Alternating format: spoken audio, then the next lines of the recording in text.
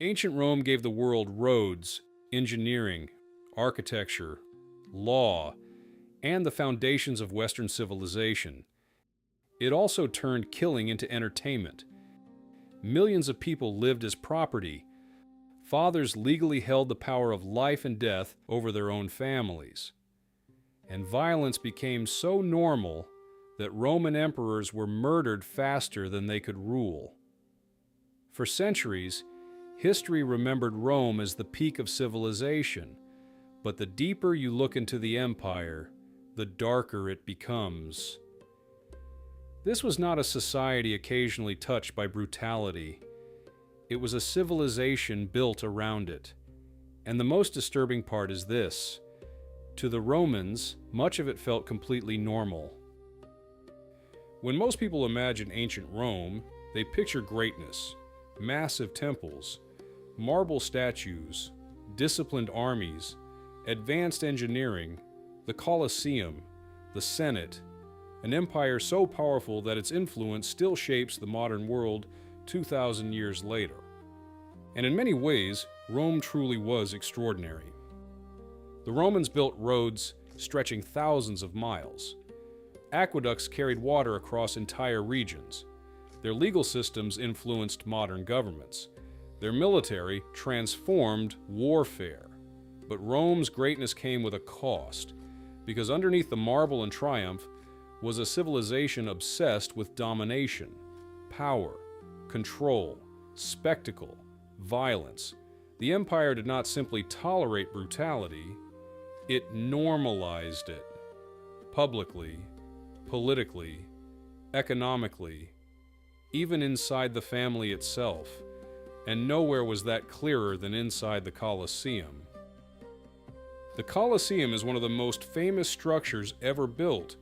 Today, millions of tourists visit it every year. But the Colosseum was not built for beauty, it was built for blood. At its peak, the arena could hold more than 50,000 spectators, and they came for one reason: to watch living beings die. Gladiators fought each other with swords, tridents, nets, and axes. Criminals were executed publicly. Prisoners of war were slaughtered for entertainment. Wild animals tore humans apart in staged hunts. And the crowd cheered. Some events lasted for days. Thousands of animals could be killed during a single celebration. Lions, bears, leopards, elephants, even exotic creatures imported from across the empire simply to die in front of an audience. But the most disturbing part was not the violence itself, it was how ordinary it became. Roman children grew up watching executions. Families attended gladiator games together. Emperors used bloodshed as political theater. Violence became a form of mass entertainment. And the games served another purpose: distraction. As long as the people were entertained, many would ignore corruption, inequality, and political instability. The Roman poet Juvenal described it perfectly. Bread and circuses, food, entertainment, distraction. The empire understood something terrifyingly modern. A distracted population is easier to control. Rome's economy depended on slavery, not partially, completely. Historians estimate that millions of enslaved people lived throughout the empire. Some were prisoners captured during Roman conquests. Others were born into slavery. Many had no legal identity beyond being property. They worked everywhere: fields, mines, construction sites, private homes, factories. Even educated slaves, doctors, teachers, and accountants remained legally owned by someone else, and conditions could be horrifying, especially in the mines. Roman mining operations were infamous for brutality. Enslaved workers labored underground for endless hours in toxic conditions. Many died young, others never left. To Rome, they were expendable. And because slavery powered the empire's economy, Roman society became dependent on conquest. More wars meant more prisoners. More prisoners meant more slaves. More slaves meant more wealth. The empire fed itself through expansion, which meant violence was not just entertainment, it was infrastructure. Even inside the Roman household, power could become absolute. Under Roman law, the male head of the family, known as the paterfamilias, held enormous authority. In early Roman history, that authority could include the legal power to punish, abandon, or even execute members of his own household. Wives, children, slaves, everyone fell under his control. Newborn infants could be rejected by the father and abandoned. If he chose not to raise the child, the infant could simply be left outside. Exposure was common throughout parts of the ancient world. To modern audiences, this feels horrifying. But to many Romans, it was normal. That is what makes Rome so unsettling to study. The empire's brutality was not hidden.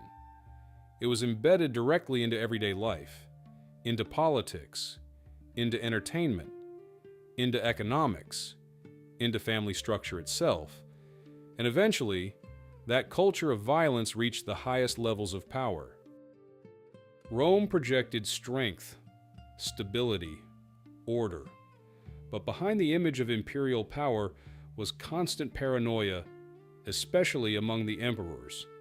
Assassination became a recurring feature of Roman politics.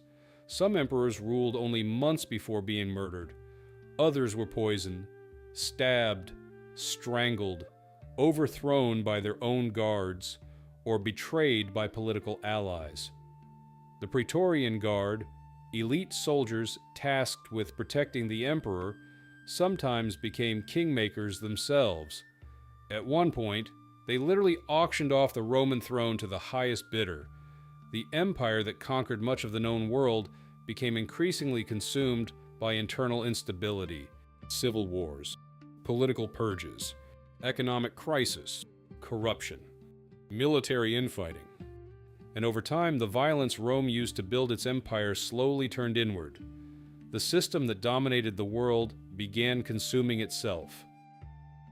That is what makes ancient Rome so fascinating and so disturbing, because Rome was not a failed civilization.